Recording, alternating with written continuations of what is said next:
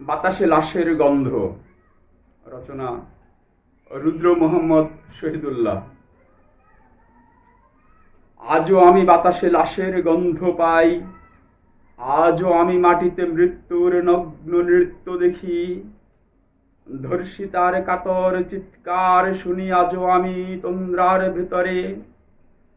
এদেশ কি ভুলে গেছে সেই দুঃস্বপ্নের রাত, সেই রক্তাক্ত সময়?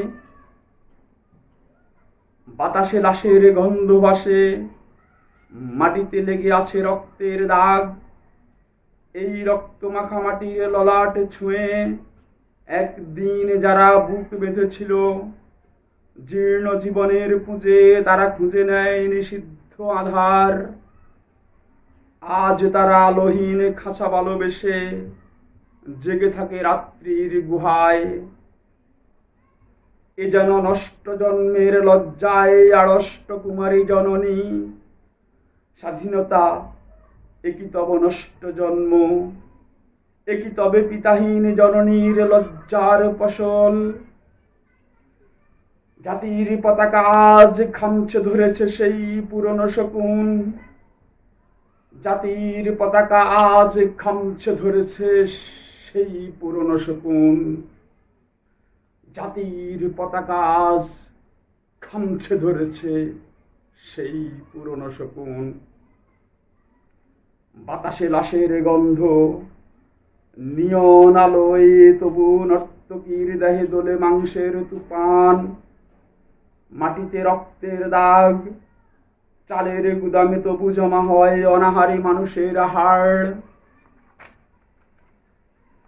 এ চোখে ঘুম আসে না, সারা রাত আমার ঘুম আসে না।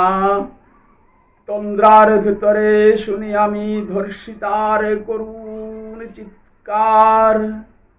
নদীতে পানার মতো ভেসে থাকা মানুষের পচা লাশ, মুন্ডহীন বালিকার কুকুরে খাওয়া বিভৎস শরীর ভেসে উঠে চোখের ভেতরে। আমি ঘুমাতে পারি না, ঘুমোতে পারি না। রক্তের কাফনে মোড়া কুকুরে খেয়েছে যারে, শকুনে খেয়েছে যারে, সে আমার ভাই, সে আমার মা, সে আমার প্রিয়তম পিতা। স্বাধীনতা সে আমার স্বজন হারিয়ে পাওয়া একমাত্র স্বজন।